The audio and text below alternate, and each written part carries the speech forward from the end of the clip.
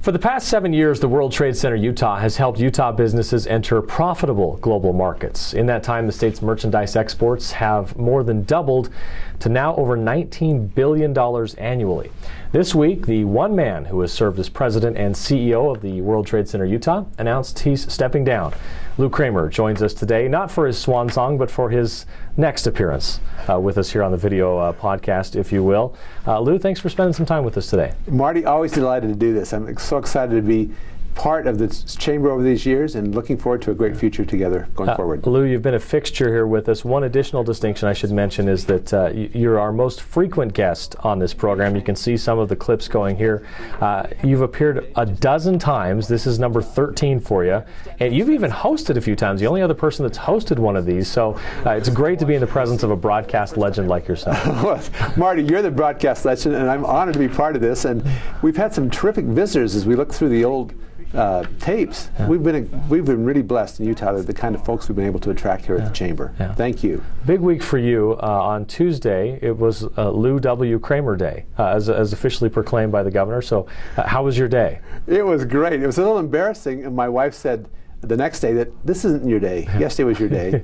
And it wasn't announced until 1 p.m., so I lost half the day to do you get 24 full hours, or does it just, I guess it's just that day? I guess, but I was so honored. The governor was, what a great friend and a great blessing for us as a leader for us in international growth here in the state.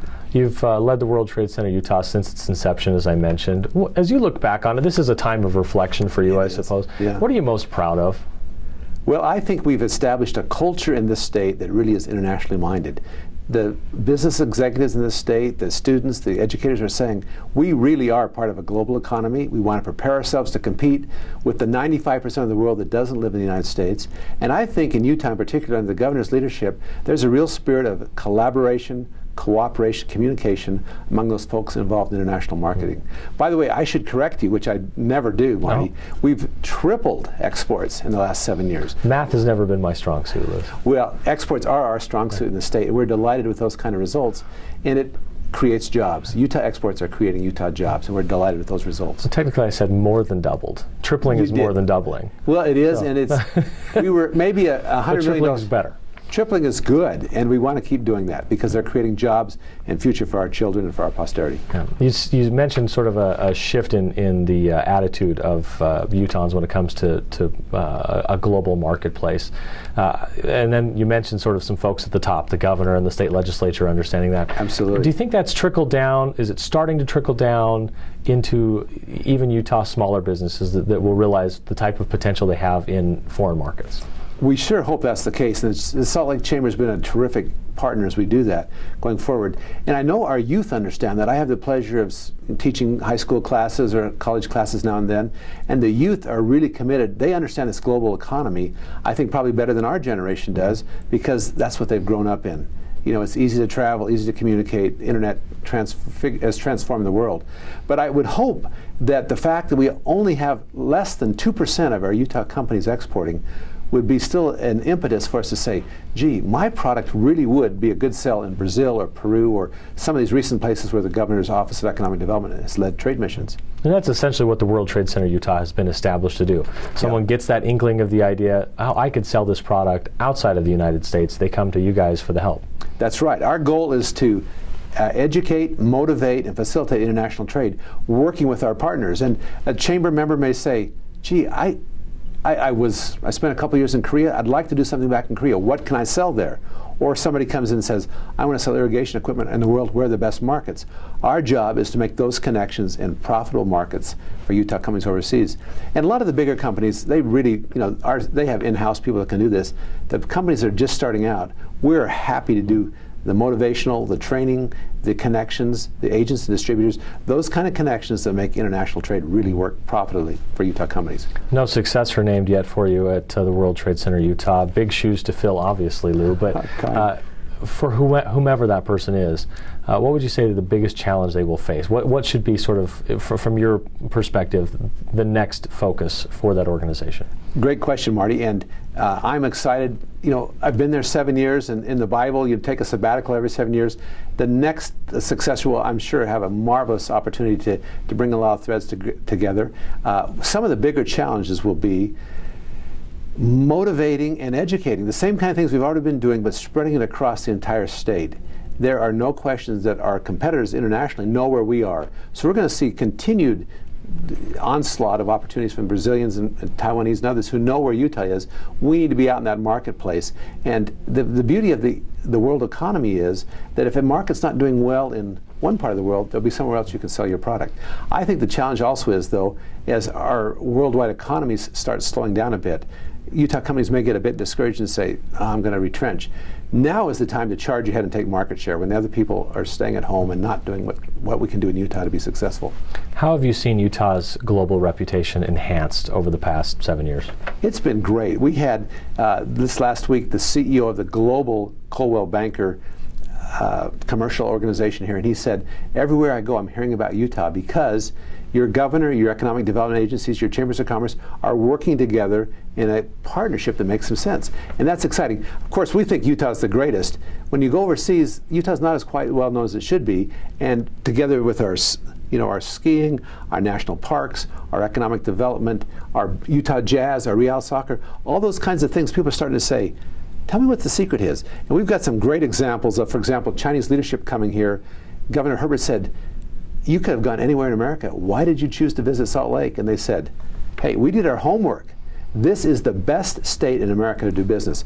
We want to know and learn from you what's working in Utah. So the word is out among people who care. You mentioned Coldwell Banker. That's a good segue into what's next for you. Been named president and CEO of Coldwell Banker Commercial Intermountain. Tell us about the next chapter in your professional life. Well, I think I've already had the best job in Utah, working with the best people and the best companies in Utah. And there comes a time, as I say, after 7 years, I think it's always nice to get new blood, new thinking in there. I will stay as vice chairman of the World Trade Center because I'm on the international committee of the World Trade Center organizations, which are 300 World Trade Centers in 100 countries. And there are only 4 Americans out of 22 on that international board, and they've asked me to stand for that position. And I just can't say enough about Scott Anderson's leadership as our chairman of the World Trade Center to do this. It just seemed like a nice opportunity to expand with a for-profit organization, which is Coldwell Banker Commercial. Brandon Fugel and his leadership team are really committed to being more involved with the chamber, more involved in the state, and being trusted advisors to bring people here from around the world who want to look at opportunities in Utah. And so, given my background and my thrill of serving Utah, I think this is just a nice, natural next progression for it. So I'm delighted to have this chance to be part of that. I'm interested, throughout your career, you've made a number of professional transitions. You were a White House fellow, you worked for President Reagan, you worked for President George H.W. Bush. Right.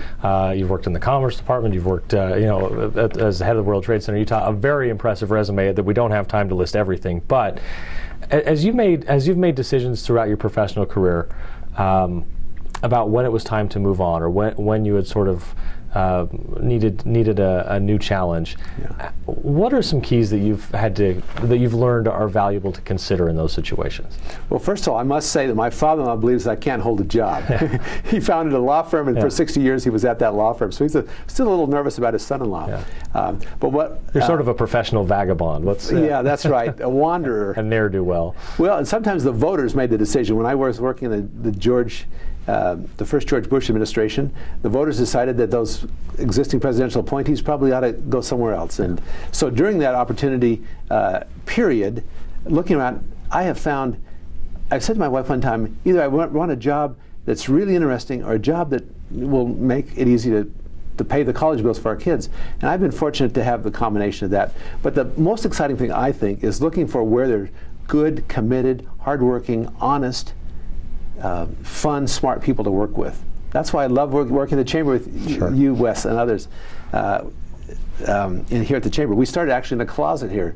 Marty, as you know, now we have our own building downtown. So working with good people and who have the right vision, who are honest and that you trust, is a huge blessing. And that's why I'm looking for this next opportunity.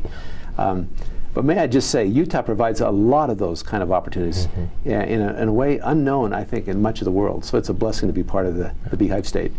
Best of luck to you in the next chapter professionally, and don't be a stranger. Make sure you come back for 13 is not a good number to end on. Come back for number 14. Proud strategic partner of the Chamber for a long time, and now a proud strategic member supporting the Chamber. Thank you, Marty. Thanks for all you do, and I appreciate Lane and the leadership team here making it just a pleasure every day to come to work. Well, thanks, Lew.